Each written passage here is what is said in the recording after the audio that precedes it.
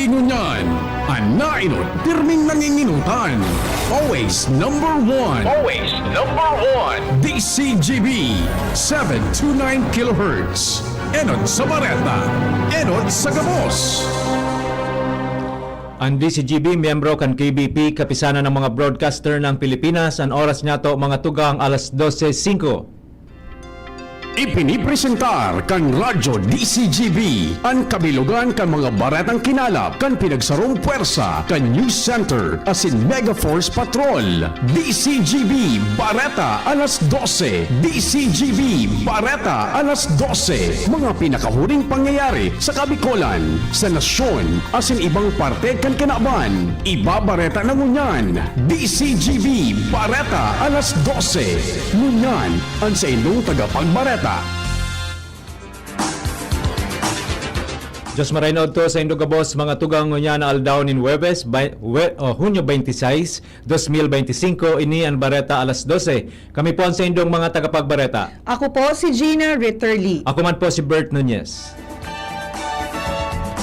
Headlines kan darakulang mga bareta sa lado lokal. Ceremonial turnover kan Project Lawa at Binhi sa Daraga Albay, pinanginotan kan DSWD Bicol. DSWD Bicol matrayumpong nakondisir ang technical assistance session sa paggamit ng Mobile Command Center as in Mobile Kitchen sa Legazpi City. Sobra 6,000 na insidente ni road crash sa Bicol Region na irehistro kan HPG puon Enero 1 sa Hunyo 20 ngunya na taon. PNR as in DOTR mapaabot tulos ning tabang sa personang na aksidente kan tren sa Legazpi City kasuhapon. Sa lado National Department of Finance, tatawan in standby authority tanganing maibaba ang VAT sa mga produktong petrolyo. PNP daing sa santuhon sa investigasyon ka mga nawawarang parabulang o sabungero. Pagtagamanin pondo para sa pagkuanin 20,000 na mga paratukdo, siniguro kan Kamara de Representantes. House Prosecutor, mga matagas ang payo sigun kay Senate President Cheese Escudero. Sa ibang nasyon, US asin Iran magtitiripon sa masunod na semana. Pinay tennis star laog na sa quarterfinals kang Eastbourne Open. Mga tugang yan po ang mga headlines ngunyan sa detalyes kan mga bareta. Ang baretang ini hatod sa Indukan. This news is brought to you by Actimed Quality Generics. Isang pangalan, singbisa ng maraming branded. Actimed Quality Generics. Pinanginotan kan Department of Social Welfare and Development o DSWD Bicol ang ceremonial turnover kan Project Lawa at Binhi kan nakaaging aldaw sa Daraga Albay. Sigun kay DSWD Bicol Regional Director Norman Laudio, inatinderan ang okasyon kan mga kinatawan kan kapit-bisig laban sa kahirapan, comprehensive and integrated delivery of social services, Municipal Social Welfare and Development Office, mga opisyales di barangay asin iba pa hali sa Anislag, Maupi, Peña Francia asin Bigao. Nasa sobra 200 na benepisyaryos ang matatabangan kan proyekto kung saan kamaawatan kaining ibusol ang sustainable agriculture, kalikasan asin food and water security sa paagin in cash for work asin training. Ang baretang ini hatod sa Indukan. Plemex for Kids. Mommies, agapan agad ang ubo at plemang nakabara. Pambatang lagundi. Plemex! Ginibo kan Department of Social Welfare and Development o DSWD Bicol ang sarong technical assistance session sa paggamit as in deployment ng Mobile Command Center as in Mobile Kitchen sa Hotel Luca sa Legazpi City, Albay. Ang aktibidad pinartisiparan kan mga provincial SWAT team leaders, miyembros kan Field Office Vice General Emergency Transfer Team o GET, asin piling miyembros kan Quick Response Team. Sigun sa DSWD Bicol, ang Mobile Command Center o MCC saro sa pangenot na kagamitan kang ahensya sa panahon ng kalamidad. Dagdag pa kang ahensya, mas advanced ining communication tools aro kang satellite phones, radios as in internet access na masirbing command hub para sa mga marikas na pagpapalitan ng impormasyon sa mga lugar na apektado ng kalamidad. Mientras na sigun pa sa ahensya ang Mobile Kitchen o MK naman, dinisenyo tanganing makapagtaon ng mga freshly cooked meals sa mga evacuation centers as in Pantalan, partikular na sa mga lugar na wala tulos na access sa pagkaon. Ginibo sa training ang mga demonstrasyon as in simultaneous o simulation exercises sa inatawan nin pagkakataon ang mga partisipante na ma-eksperyensya mismo ang operasyon kang MCC as in MK. Tinawan doon man kang ahensya na kamawotan kang aktibidad na siguraduhon na ang mga disaster response team sa Rehiyon Bicol preparado, maaram, asin marikas na maghiro kada bes na may kalamidad. Ang baretang ini hatod sa Indukan. Artisan Joint Supplement. Bumabagal ang galaw dahil sa joint pain at arthritis. Mag-Artisan. Nairehistro ang nasa 6,203 na road crash sa Rehiyon Bicol poon Enero 1 sagkod Hunyo 20 ngunya na taon. Sigun ini kay Police Regional Office Regional Highway Patrol Unit Chief Police Colonel Dave Antonio Mejia kung sain basado sa datos pinakahalangkaw na nairehistrong insidente sa dalan sa Camarines Sur na may sobra 2.9 mil Albay na may 1.6 mil, Asinaga City na may 779 insidente. Mientras na suminunod man ang Camarines Norte na may 486, Sorsogon na may 138, Catanduanes na may 123, asin Masbate na may 89 na irehistrong diskwido sa dalan. Mientras katakod pa kaini nasa 148 man ang bilang kan mga insidente na reckless imprudence resulting to homicide, 2018 ang reckless imprudence resulting to physical injury, asin nasa 4,037 man ang reckless imprudence resulting to damage to property. Dahilan kay ni mas pinahigpit pa kan Highway Patrol Group Bicol an Espersos arog kan mobile patrolling, road safety monitoring asin upland sita tangani mapugulan ang mga insidente. Katakod kay ni nangapudan man ang opisyal sa publiko na bago mag-drive nin behikulo, dapat ikonsiderar ang emotional asin physical condition tangani masiguro ang kaligtasan kan mga road users sa palibot.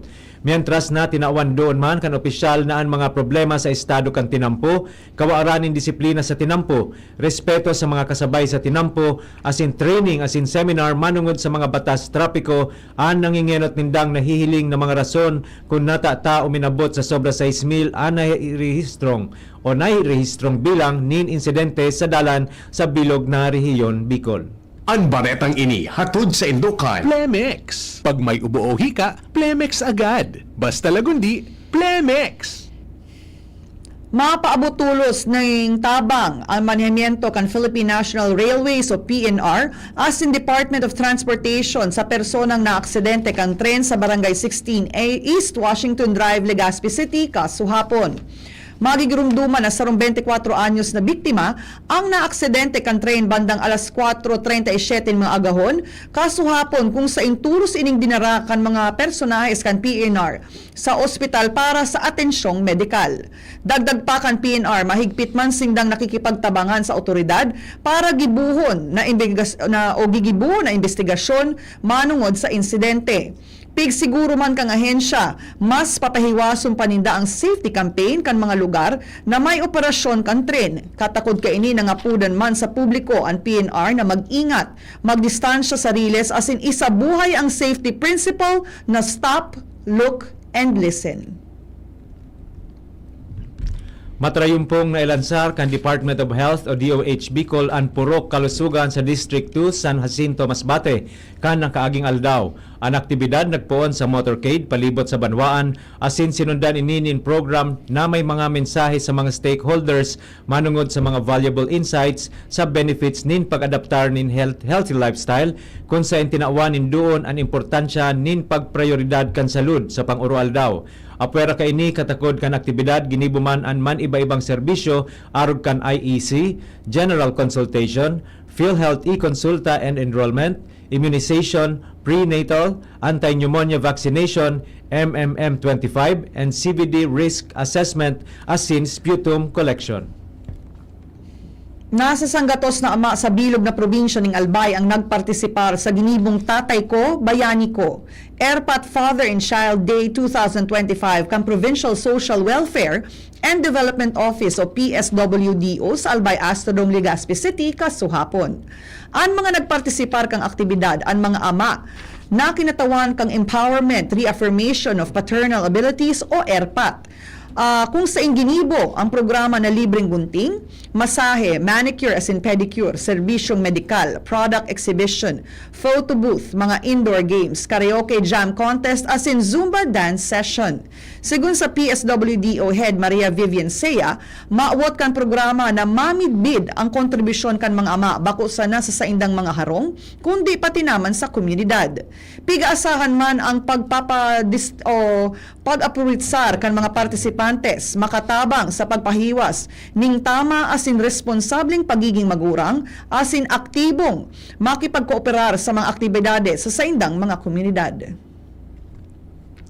Sobra sang gatos na albayanos ang nagpartisipar kan ginibong comprehensive training program on gender responsive pork meat processing sa man iba-ibang parte kan probinsya na pinamayuhan kan Albay Veterinary Office o AVO kan mga nakalihis na aldaw. Sigon sa AVO, ang inisyatibo binanga sa tulong batches sa mga munisipalidad kan Malilipot, Piudoran, asin Maanito na may kamauwatan na matransform ang livestock raising na maging sustainable asin profitable na livelihood para sa komunidad.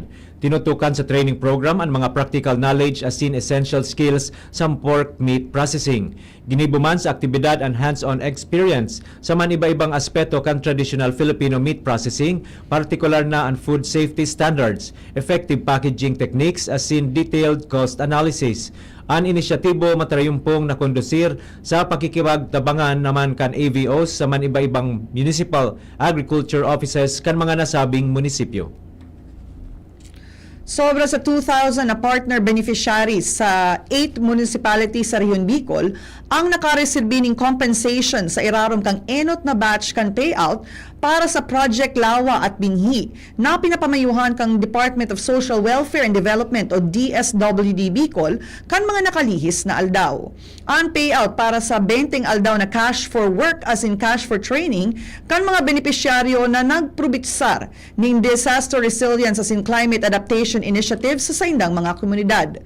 Nakaresibik ang kada partisipantes ang kantidad na 7,900 pesos kung sain ang totalmenteng disbursement kang enot na batch ang nasa 20.8 million pesos. Bilang parte kang proyekto, ang mga benepisyaryo nag-atindir man ng mga workshops manungod sa local adaptation to water access as in breaking insufficiency through nutritious harvest for the improvised pati na sa community action planning. Puwera kaini tinutukan man sa programa ang Sustainable Livelihood Program Sessions kung sain maawat kaining matawan ang mga partisipantes ng practical skills para sa long-term as in climate resilient livelihood opportunities. Nasa impluwensya nin alak ang personang naputulan nitong bitis matapos na maaksidente ini kan tren bandang alas 4:37 nin maagahon kasuhapon sa Barangay 16, East Washington Drive, Legazpi City. Sigun kay Legazpi City Police Station o CPS spokesperson, Police Executive Master Sergeant Carlos Panya, nangyari ang insidente kan nagsusuka sa lugar ang biktima dahil sa grabing kabuyungan. Mantang nagaagi ang kulay orange na train kan Philippine National Railways hali sa Barangay Peñaranda, Legazpi, pasiring sa Naga City, bigla kaining naligis ang biktima asin naguyod nin maabot sa 10 metros dahilan para maputol ang tuong bitis kaini. Sa ngunya naka-admit sa Bicol Regional Hospital and Medical Center ang biktima, mantang ang driver kan tren ipapasairarom sa rehabilitation dahil naka-eksperyensya ini nin shock sa nangyaring insidente. Mientras napadagos man ang pagirumdum kan ahensya sa publiko na mag-ingat sa gabos na pagkakataon, partikular na ang pag-agi asin pagbalyo sa riles kan tren. Inibinaba na kang piskalya sa kasong homicide and murder na kasong isinaangat kan Tabaco City Police Station o CPS laban sa 20 anyos na lalaki na tinuok gadan ang sayang 18 anyos na girlfriend sa Barangay Pawa, Tabaco City kan mga nakalihis na aldaw. Sagun kay Tabaco CPS PIO Police Staff Sergeant Elaine Adriano, kang nakalihis na aldaw matapos mapag-araman ng krimen, nagsangatulos ng kaso ang Tabaco CPS. Alagad, kang pag-abot sa piskalya, nagpahayag ang suspetsado na daing naman siya interesado na magkaigwaning preliminary investigation na ibig sabihin, inako niya ang krimen na ginadan niya ang sa iyang girlfriend. Sigun pa kay Adriano, tinawan linaw kang piskalya na ibinaba ninda ang kaso sa homicide. Susog sa resulta kang inisyal na investigasyon kan pulisya. Alagad dakol ang disganadong kapamilya kan biktima dahil makakaluwas sa karsel ang suspect dahil bailable ang kaso. Dagdag pa kang piskalya, dai maiduduunan ang murder ang kaso kung homicide ang pigtuturo kang ebidensya dahil madidismissa na ini kung isa sa angat sa korte. Mga tugang iyan po ang enot na parte kan sa tuyang Bareta alas 12 sa Bareta Nyato sa Lado Nasyonal asin iba pa pagkatapos kaini. Coronavirus ba ang hadlang sa pag-aaral ninyo? Andito na ang Southern Luzon Technological College Foundation Incorporated ay gumawa ng hakbang ng mga gustong mag-aral sa junior, senior high school at kolehiyo. Ang SLTCFI ay handang umagapay sa mga mag-aaral upang may pagpatuloy ang kanilang pag-aaral at pagharap sa new normal o sa makabagong panahon na ating kinakaharap. Sila ay nag-o-offer ng flexible blended learning o online or offline/modular classes. Kung may sapat na gadget o may maayos na internet connection, maaari niyang piliin ang online classes. At kung ang estudyante naman ay walang sapat na gadget at walang maayos na internet connection, maaari niyang piliin ang offline/modular classes. Sa ganitong paraan, malaki ang matitipid ng mga magulang, wala na silang iisipin na pamasahe, baon at iba pa na kinakailangan. Ngayon, mas magagabayan palalo ng mga magulang ang kanilang mga anak at higit sa lahat, masisiguradong mapaprotektahan pa sila sa mga pwedeng masagap sa labas tulad ng COVID-19. SLTCFI course offered junior high school, grade 7 to grade 10, senior high school, grade 11 to grade 12 with academic track, STEM, GAS, ABM, and HUMSS. College, Bachelor of Secondary Education, majors in English, Mathematics, and Filipino. Bachelor of Technical Vocational Teacher Education Program, Bachelor of Science in Business Administration, major in Human Resource Development Management, major in Business Process Service Management, and major in Financial Management, Bachelor of Tourism Management, Bachelor of Science in Computer Science, Bachelor of Science in Information System, Associate in Computer Technology. What are you waiting for? Enroll now in our online registration. Visit www.sltcfi.com/ENROL. And for more information, please contact us at 0977-147-3488. Basta SL, wow! Bakunang angat, serbisyong dapat. Sa presyong abot kaya at matapat. Lahat ng yan, nasa Rabvax. Nakagat o nakalmot ka ba? Huwag mag-alala. Rabvax Animal Bite Center ang inyong kaagapay para sa pinagkakatiwalaan, mura, ligtas at siguradong proteksyon laban sa rabies. Bukas po kami 8 a.m. to 5 p.m. mula Lunes hanggang Sabado, 8 a.m. to 12 noon naman every Sunday. And on holiday, pwedeng-pwede pati walk-in. Ang aming mga branches, Rabvax Legazpi, R&R Suites, Sagmi, Legazpo City, New Aleco, Rabvax Ligao, in Barangay Tuburan, Ligao City, Rabvax Tabaco, beside Siga Hospital, Rabvax Iriga, in front of Yusan Iriga, Rabvax Irusin Sorsogon, malapit sa Irusin District Hospital, and now open, Rabvax Masbate, along Municipal Road, Barangay Kalipay, Masbate City, Rabvax Pilar, Rabvax Castilla, Rabvax Piuduran, and Rabvax Cubao Metro Manila. Like us on Facebook, maging bakunado at protektado. Piliin ang alagang Rabvax. Yolo Pascual po. Sa ubo at hika, may Plemex Forte Syrup and bottles.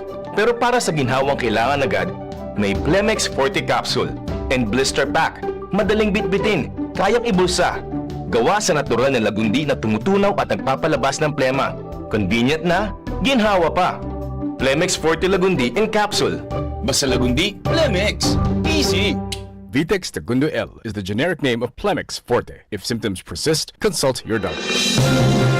Mga tugang, abangan ta ang paglunsar kan pinakabagong programa digdi sa DCGB Radio. Ang programang mahatod ng mga impormasyon, mga istoryang kapupurutan ng inspirasyon na naidulot kan pagtatrabangan ngaming maiangat ang pagkabuhay kan mga Bicolanong paraomang benepisyaryo. Mag-iribahan kita, alas 10:30 hasta alas 11 ng pagkaaga. Magantabay, asin maghinanyog sa kape, asin paretang agraryo.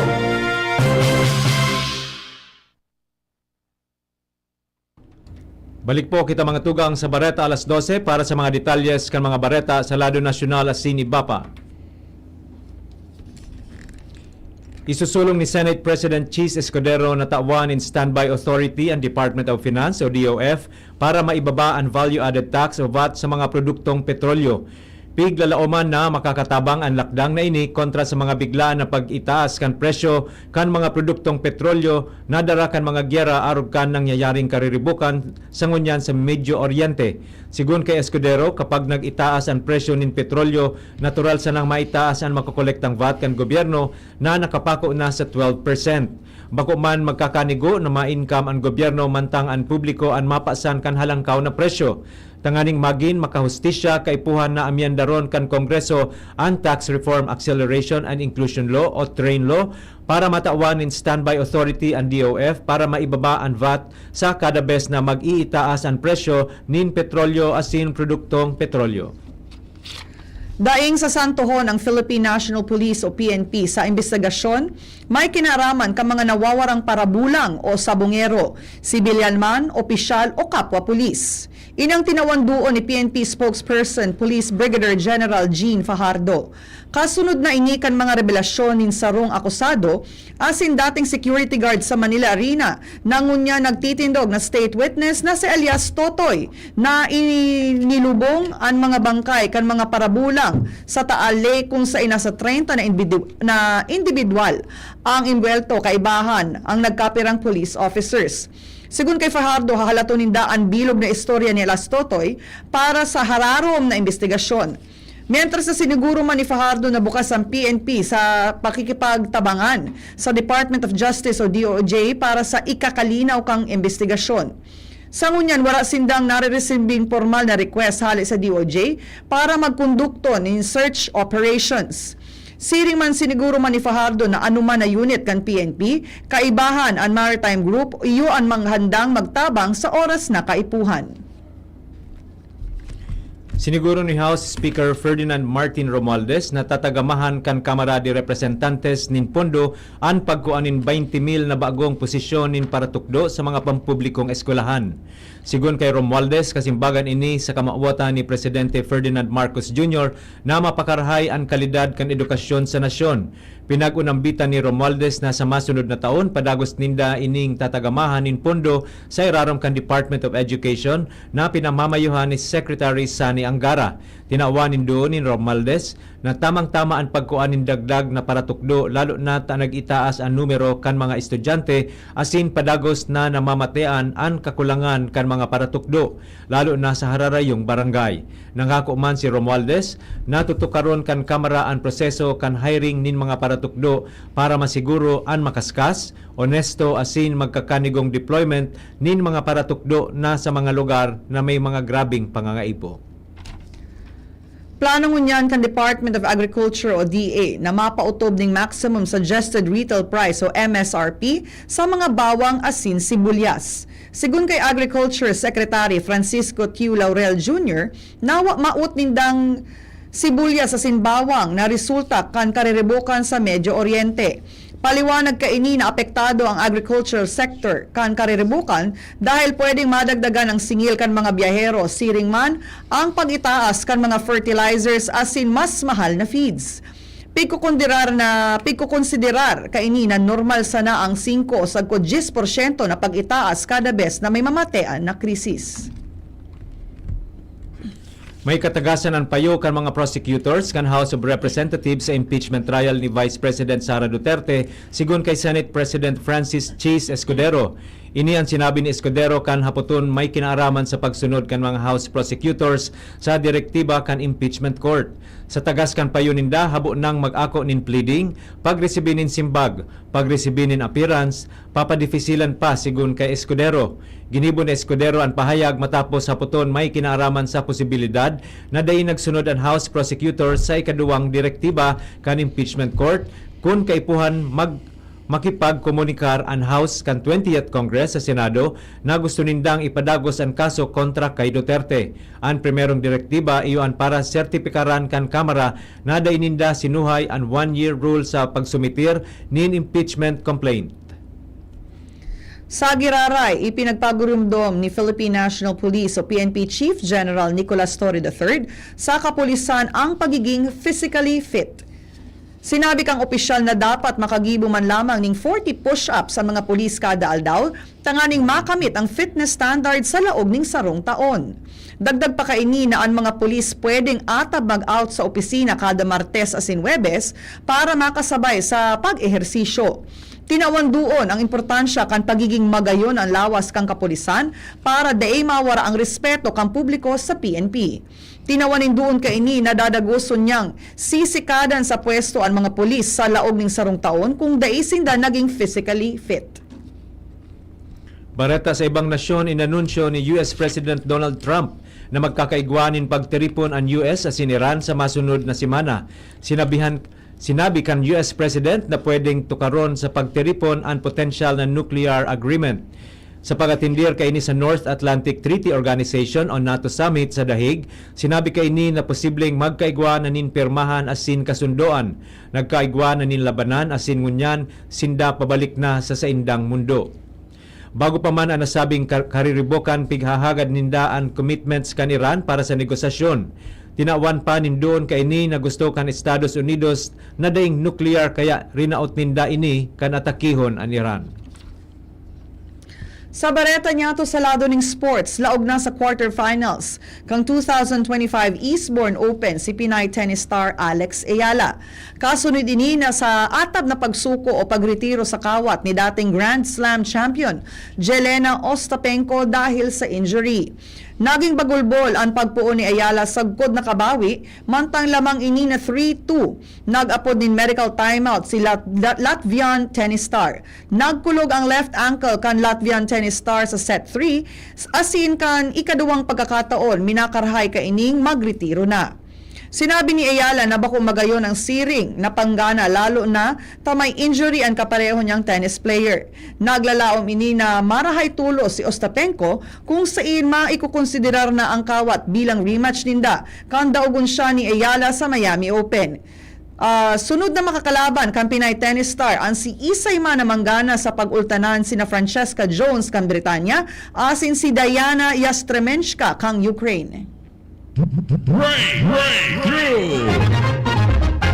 Naimbento kan mga siyentista sa Kirin Holdings Company Limited ang sarong electric spoon na kayang ma-enhance ang mga pagkaon sa paagin nin pagdagdag nin maaskad na lasa sa mga low sodium na pagkaon sa paagin nin kuryente. Ang nasabing electric spoon ipapaluwas kan kompanya sa merkado na may 200 na units sana kung saan pwede ining mabakal sa kantidad na $125 o kapareho nin sobra 6,000 pesos.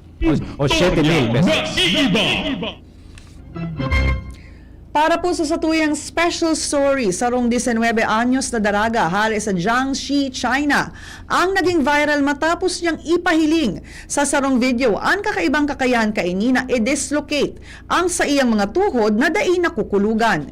Sigun sa daraga, daing man niya aram ka ito na may kakaiba siyang tuhod, sagkod na mapansin ini kang sa iyang mga kaklase. Mantang naglalakaw-lakaw o maski nagkakaturog, bigla na lang nag-uusli ang sa iyang tuhod, alagad daining kulog na namamatean. Dahil kaini napirit siyang magpahiling sa doktor, sinapag-araman na igwa siyang congenital patellar dislocation, sarong bihirang kondisyon kung saan ang tuhod madaling nahahali sa pwesto nagbabalik ning kusa. Mientras na bihira sa mga babae ang kondisyon, sinabi kang doktor na bako ini delikado sagkod na dai siya nakakamati ning kulog o nakakaapekto sa iyang pag-uroal daw na pagkabuhay. Ngunya na aldaw, Hunyo 26, taon 1898, namundag si Pablo Amorsolo sa Camarines Norte. Si Pablo Amorsolo ang midbid na Pilipinong pintor asin ilustrador asin ang tugang ni Philippine National Artist Fernando Amorsolo. Kan taon 1926, ang inappoint bilang assistant instructor sa UP School of Fine Arts sa World War II kan taon 1930s. Naging siyang prolific na ilustrador kung saan siya ang nagibo nin mga illustrations sa man iba-ibang public publications aron kan Graphic, Tribune, La Vanguardia, Herald asin Manila Times. Kan mag World War II, nagi siyang parte kan mga gerilya sa irarom kan pananakop kan mga Hapones asin nakuha ang ranggong koronel sa irarom kan Kempete kung saan nadakop siya nin mga tropang Pilipino. Mientras na may magkaibang detalyes manungod sa iyang pagkagadan kung saan sigun sa nagkapirang sanggunian, siya ang ginadan kan sarong firing squad kan mga gerilya sa Antipolo Rizal kan taon 1945. Mientras sigun sa nairehistro kan Manila Civil Registry, siya ay nagadan dahil sa perforation of intestines sa Manila. Mga tugang iyan na po ang kabilugan kan sa tuyang alas 12 mga bareta, tinipo na sin kinalap sa DCGB News Base. Sa pangaran kan mga nagsurat kan bareta, na pinamamayuhan kan sa tuyang News Manager and News Director Sir Mar de la Cruz, kay iba si Miss Nicole Gloriani, sa lado technical, katuwang tapo si Sir Nems Flora, Mr. Jerome Nico Martinez, and sa tuyang IT, social media writers Miss Jenny Matthew Balyaran, Miss Shara May Leron, asin Mr. Jimos Barrios. Sa ngaran po kan bilog na tropa kan Megaforce Patrol, asin sa pangaran kan mga nag-aantabay sa DCGB News Facebook page, DCGB YouTube channel, DCGB Live app, asin sa 729 kHz sa pihitan kang saindong mga radyo. Kami po ang naging saindong mga tagapagbareta. Ako po si Gina Ritterly. Ako man po si Bert Nunez. Abangan po ang masunod na programa Iskaramusa with Miss Angel Mustasa. Always number 1. Always DCGB. Bareta alas 12 with Bert. And Gina. Thank you for watching. Happy lunchtime. Happy birthday Miss Pia Salamenyo and Sir John Michael Santos. Happy birthday. Sa indong nadangog ang mga dalakulang bareta, unyan aldaw, ang tabayan ng giraray sa aga, ang sarupang edisyon kan DCG.